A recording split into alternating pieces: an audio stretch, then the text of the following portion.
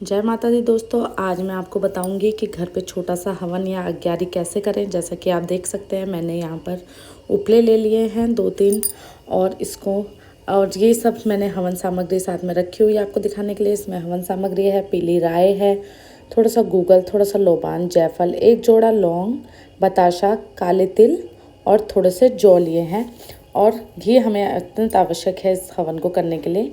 सबसे पहले हम 5 आहुति घी की देंगे, जो कि अग्निदेव को समर्पित होती हैं। आप देख रहे हैं, मैंने 5 बार घी की आहुति दी है और इस प्रकार से आप लोग भी घी की आहुति ज़रूर दें सबसे पहले अग्निदेव को, क्योंकि उन्हीं से हवन की शुरुआत की जाती है। अब जो बगल में हवन सामग्री रखी है, हम उससे स्टार्ट करेंगे।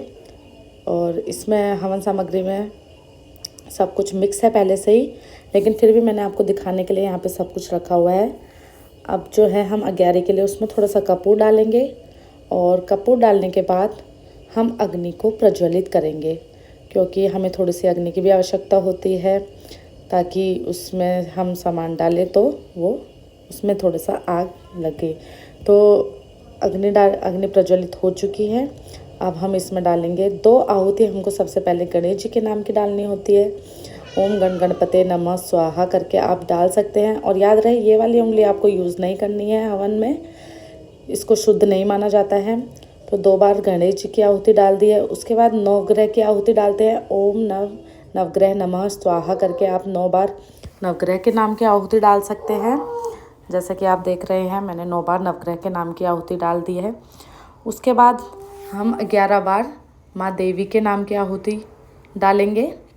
जो भी आप जाप करते हैं उस मंत्र से बोलकर, या फिर ओम दुम दुर्गाय नमः स्वाहा करके आप डाल सकते हैं। आप चाहे तो ये सब चीज़ें मिक्स कर सकते हैं। मैंने पहले से हवन सामग्री में डाली हुई थी, फिर भी मैंने आप लोगों को दिखाने के लिए इनको अलग से रखा था। और मिक्स करके इनको आप डाल सकते हैं। और 2 कुलदेवी के नाम की आहुति भी आपको ज़रूर से डालनी चाहिए। उसके बाद 2 इष्ट देव के नाम की आहुति डालें। अपने इष्ट देव को हमें कभी नहीं भूलना चाहिए, उनकी कृपा से ही हम यहाँ तक पहुँचते हैं। और कुलदेवी ही हैं जो हमको रास्ता दिखाती हैं। मैं हवन दिन में 2 बार करती हूँ, सुबह शाम 2 बार। आप चाहे तो दिन में 1 बार भी कर सकते हैं,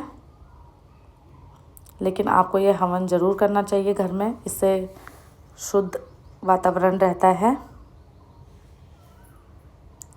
अब हम इसमें 2 इष्ट देव के नाम की आहुति डालेंगे।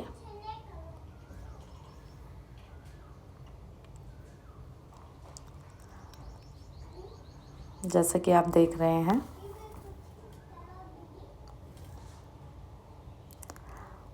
अब हम इसमें गूगल डालेंगे। गूगल से बहुत अच्छी खुशबू आती है दोस्तों। थोड़ा सा लौबान और 1 जोड़ा लौंग का, 1 जोड़ा लौंग का अवश्य डालें, या फिर घर में जितने सदस्य हैं उन लोगों से भी आप 1-1 जोड़ा लौंग का अवश्य डलवाएं।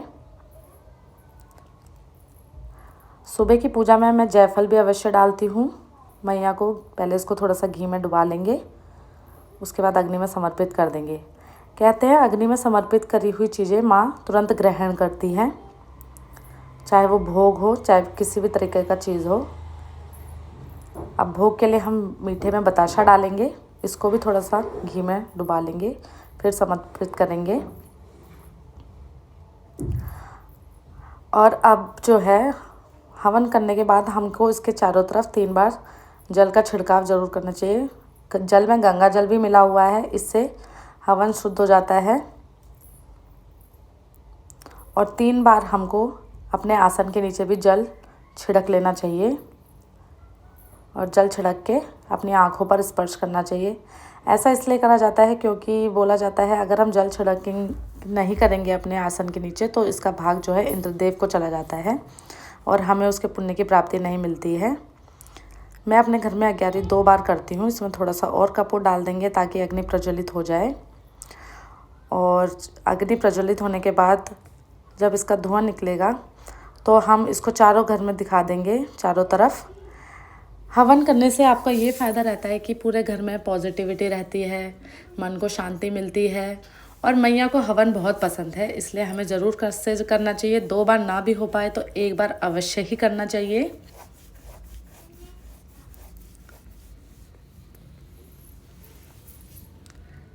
नवरात्रों के दिनों में हवन का विशेष महत्व होता है। अब आप मेरे दरबार के दर्शन कर लीजिए।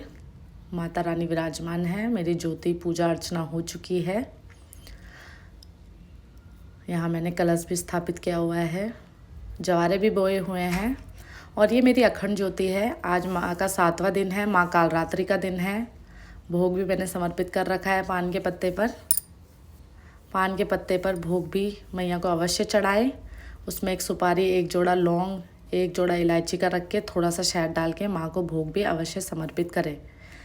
आशा है दोस्तों आपको मेरी वीडियो पसंद आई होगी।